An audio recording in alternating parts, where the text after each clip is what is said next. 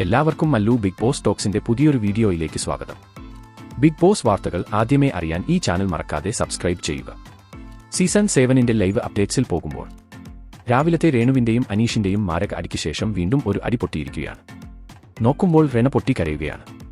എന്താണെന്ന് വെച്ചാൽ കിച്ചൺ ടീമിനോട് ആലു പൊറോട്ട ഉണ്ടാക്കിയാൽ നന്നായിരിക്കും എന്നൊരു സജഷൻ ജിസൽ പറയുകയും അപ്പോൾ കിച്ചൺ ടീം അവർക്ക് ഉണ്ടാക്കാൻ ഉള്ള പെർമിഷൻ നൽകുകയും ചെയ്തിരുന്നു. എന്നാൽ ഇതിനിടയിൽ റെന ഫാത്തിമ കയറി വന്ന് ചൊറിയുന്നുണ്ട്. ഉപ്പില്ല അതില്ല ഇതില്ല എന്നൊക്കെ പറഞ്ഞ് ഭയങ്കര ഇൻസൾട്ട് ചെയ്യുന്ന രീതിയിൽ ഒക്കെ പറയുന്നു. ഇതിനിടയിൽ ഞാനും ഉണ്ടാക്കാം എന്ന് പറഞ്ഞു റെന ഫാത്തിമ കിച്ചണിലേക്ക് കയറി ഉണ്ടാക്കാൻ ഒരുങ്ങുമ്പോൾ കിച്ചൺ ടീം അത് തടയുന്നുണ്ട്. അതിന്റെ പേരിൽ നല്ല പൊരിഞ്ഞ അടിയാണ് അവിടെ നടക്കുന്നത്. നീ വെറും പുഴുവാണ്, നിനക്കൊന്നും അറിയില്ല, വെറും കീഴാണോ എന്നൊക്കെ പറഞ്ഞു സാബു വല്ലാതെ റെന ഫാത്തിമയെ പറയുന്നുണ്ട്. അതുപോലെ തന്നെ റെനയും തിരിച്ചു പ്രൊവോക്ക് ചെയ്യുന്ന രീതിയിൽ അത്യാവശ്യത്തിൽ കൂടുതൽ സാബുവിനെ പറയുന്നുണ്ട്. ഇത് ചിലപ്പോൾ രണ്ടുപേരുടെയും ഗെയിം സ്ട്രാറ്റജി ആയിരിക്കാം, അല്ലെങ്കിൽ ഗെയിം പ്ലാൻ ആയിരിക്കാം. ഒരു കോണ്ടന്റ് ഉണ്ടാക്കാനുള്ള തത്രപ്പാടിൽ ചെയ്യുന്ന ഓരോ പരിപാടി.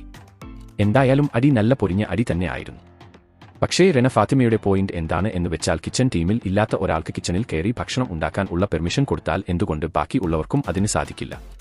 ബാക്കി ഉള്ളവർക്ക് കൂടി അതിന് റൈറ്റ് ഉണ്ട് എന്നാണ് റെന ഫാത്തിമയുടെ വാദം. പക്ഷേ സത്യത്തിൽ അത് കിച്ചൺ ടീമിന്റെയും ക്യാപ്റ്റന്റെയും റൈറ്റ് ആണ്, ആരെ ഉള്ളിലേക്ക് കയറ്റണം ആരെ കയറ്റേണ്ട എന്നൊക്കെ ഉള്ളത്. ആ ഒരു കാര്യത്തിന് വേണ്ടി വഴക്ക് കൂടിയിട്ട് പ്രത്യേകിച്ചു ഒരു കാര്യവുമില്ല, അത് അവരുടെ ഏരിയ അല്ലേ.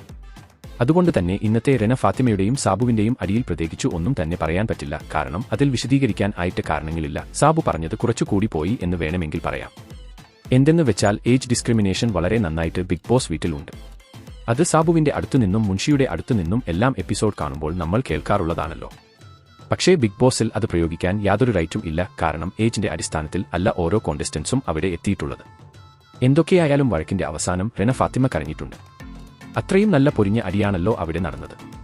ഇതിനെപ്പറ്റി നിങ്ങളുടെ അഭിപ്രായങ്ങൾ എന്തൊക്കെയാണ്? അഭിപ്രായങ്ങൾ താഴെ കമന്റ് ചെയ്യുക.